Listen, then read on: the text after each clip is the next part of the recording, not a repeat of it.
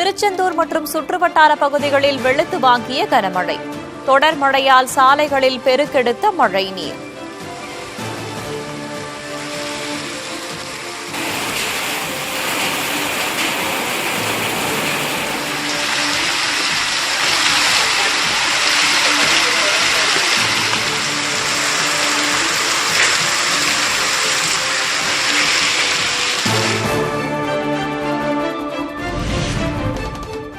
தமிழகத்தில் வெள்ளி மற்றும் சனிக்கிழமைகளில் மிதமான மழை பெய்யும் என்று வானிலை ஆய்வு மையம் கணிப்பு.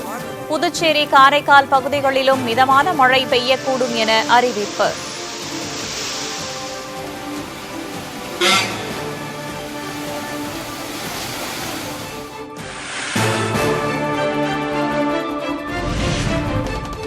சென்னையில் ஒரு சில பகுதிகளில் வெள்ளிக்கிழமை லேசான மழை பெய்யும். வானம் ஓரளவு மேகமூட்டத்துடன் காணப்படும் என்று வானிலை ஆய்வு மையம் அறிவிப்பு.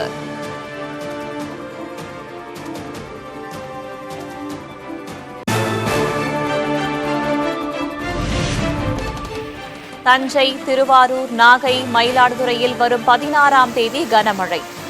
கடலூர், கள்ளக்குறிச்சி, விழுப்புரம் உட்பட 11 மாவட்டங்களுக்கு 17ஆம் தேதி கனமழை எச்சரிக்கை.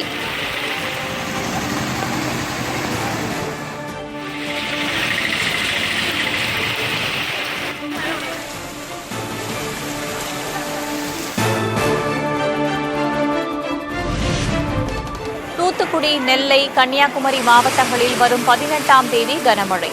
கடலூர், மயிலாடுதுறை, நாகை, திருவாரூர் மாவட்டங்களில் வரும் 19ஆம் தேதி கனமழை பெய்யும் என கணிப்பு.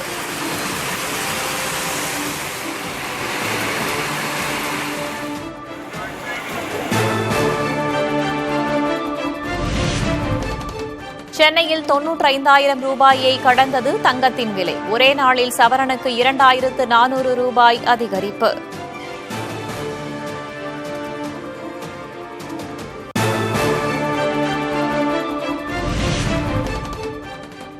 தூத்துக்குடி சங்கர ராமேஸ்வரர் கோவிலில் ஐப்பசி திருக்கல்யாண திருவிழா தேரோட்டம் கோலாகலம்.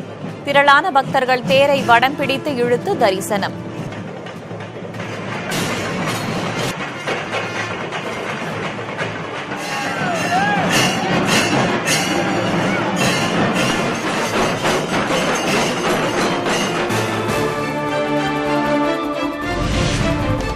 புதுக்கோட்டை அருகே திடீரென சாலையில் தரையிறங்கிய சிறிய ரக விமானம். தொழில்நுட்ப கோளாறு ஏற்பட்டதால் சாலையில் தரையிறக்கப்பட்டதாக விளக்கம்.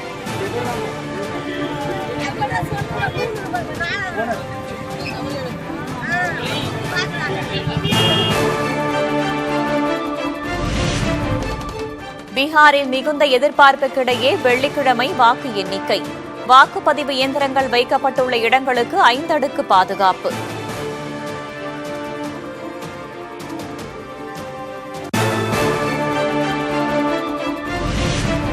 பீகார் வாக்கு எண்ணிக்கை முடிவு நியாயமாக இல்லாவிட்டால் மக்கள் வீதியில் இறங்கி போராட நேரிடும்.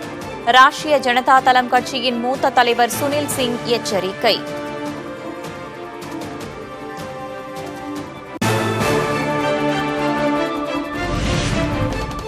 டெல்லி போன்று பல நகரங்களில் தாக்குதல் நடத்த பயங்கரவாதிகள் சதி. மேலும் 2 கார்களில் வெடிபொருட்களை நிரப்ப திட்டம் தீட்டியிருந்ததாகவும் போலீஸ் விசாரணையில் தகவல்.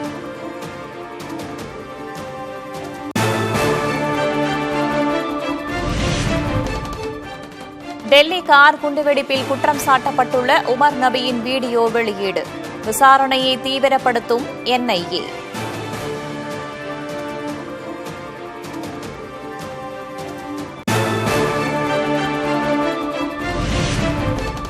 மேகதாது அணைக்கான கர்நாடக அரசின் திட்ட அறிக்கைக்கு தடை இல்லை. தமிழ்நாடு அரசின் கோரிக்கையை நிராகரித்தது உச்சநீதிமன்றம்.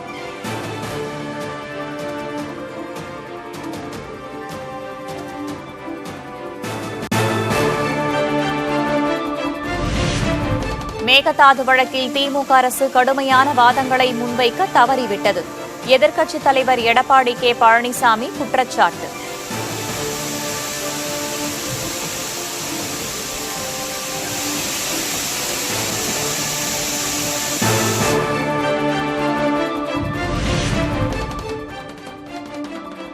மேகதாது உத்தரவுக்கு எதிராக தமிழ்நாடு அரசு சீராய்வு மனுவை தாக்கல் செய்ய வேண்டும். பாமக தலைவர் அன்புமணி வலியுறுத்தல்.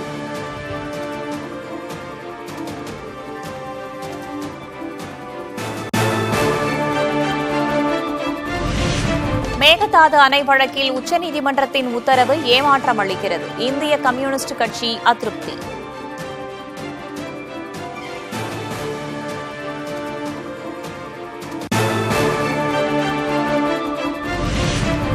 மேகதாது அணை கட்ட உச்சநீதிமன்றம் அனுமதி அளிக்கவில்லை என்று அமைச்சர் துரைமுருகன் விளக்கம். காவிரி டெல்டா பாசன விவசாயிகளின் உரிமையை தமிழக அரசு ஒருபோதும் விட்டுக் கொடுக்காது என்றும் உறுதி.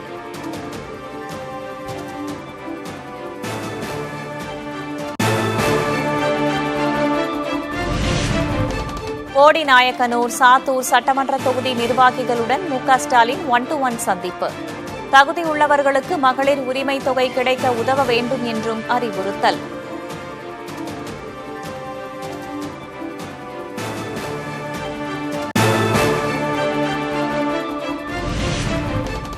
திருப்பத்தூர், நாமக்கல் உள்பட 12 மாவட்டங்களில் பணிபுரியும் மகளிருக்கான தோழி விடுதிகள் அடிக்கல் நாட்டினார் முதல்வர் மு.க. ஸ்டாலின்.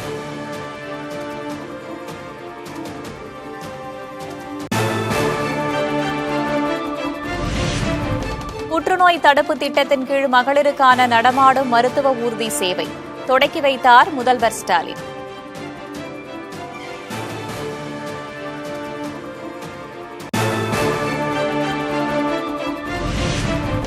தமிழக அரசு ஊழியர்களுக்கு அகவிலைப்படி 3% உயர்வு ஜூலை 1ஆம் தேதி முதல் கணக்கிட்டு வழங்கப்படும் என முதல்வர் மு.க. ஸ்டாலின் அறிவிப்பு.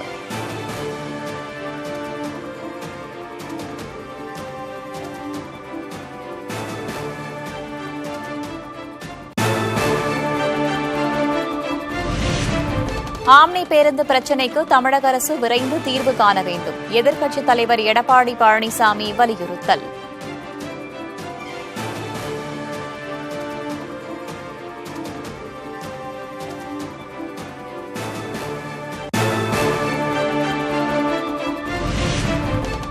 பாஜக, திமுக தவிர எந்த கட்சி கூட்டணிக்கு வந்தாலும் அரவணைக்க தயார்.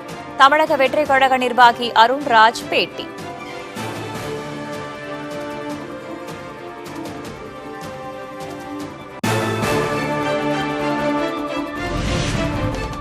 ஒரு கவுன்சிலர் கூட இல்லாத கட்சி தாவேகா என்று நைனா நாகேந்திரன் விமர்சனம். தாவேகாவை குறைத்து மதிப்பிடவில்லை என்றும் பேட்டி. நான் யாரையும் குறைச்சு மதிப்பிடல. ஏன் தெரியுமா, இன்னொரு பொது தேர்தல் கூட அவங்க சந்திக்கல. நான் யாரையுமே பொதுவாக இதுவரையிலும் நாகரிகமாக தான் எல்லாருமே பேசிட்டு வரோம்.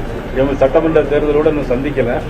இந்த சூழ்நிலை எடுத்த உடனே அப்படி சொல்றாங்கிறதுனால தான் அது உங்களுடைய பார்வையில் நீங்க எப்படி வெளியேப்படுத்த போறீங்கிறது எனக்கு தெரியல. வட இந்தியர்கள் தமிழகத்திற்கு வேலைக்கு வரலாம், ஆனால் வாக்களிக்கும் உரிமை வழங்கக்கூடாது. தேமுதிக பொதுச் செயலர் பிரேமலதா விஜயகாந்த் பேட்டி.